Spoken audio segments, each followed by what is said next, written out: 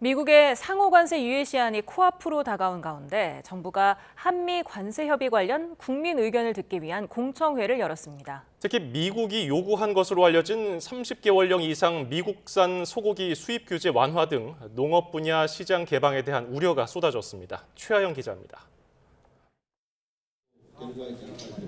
미국의 상호관세 유예 시한을 일주일 남짓 남기고 본격적으로 관세 협의에 착수한 정부가 대국민 의견 수렴에 나섰습니다. 통상조약법은 국민 경제에 중대한 영향을 미칠 수 있는 통상조약의 경우 공청회를 열도록 규정하고 있습니다. 각 분야 전문가와 이해관계자 등이 참석한 가운데 가장 먼저 언급된 건 미국산 소고기 등 농업시장 개방에 대한 우려였습니다. 앞서 미국 측은 30개월령 이상 미국산 소고기 수입 규제 완화 등 비관세 장벽을 낮춰달라고 요구한 것으로 알려졌습니다. 국내 소비자들의 방역병에 관한 우려 때문에 오히려 현재의 수출마저, 미국에 대한 수출마저 줄어들 소지가 있다. 이에 정부는 미국이 한미 FTA를 통해 한국 시장에서 농축산물 부문의 특혜적 혜택을 보고 있다며 이를 고려하겠다고 설명했습니다. 당연히 그 농업 분야, 축산물 포함한 농업 분야에서의 민감성이라든지 특수성은 감안하면서 미국과의 협의에 임할 예정이라는 것을 다시.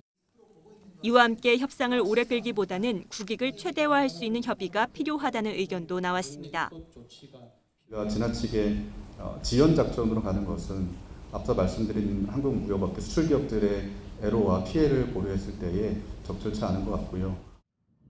대외경제정책연구원은 한미 관세 협상이 타결될 경우 우리나라 실질 국내 총생산에 미칠 피해가 최대 0.75%포인트 감소할 것으로 분석했습니다.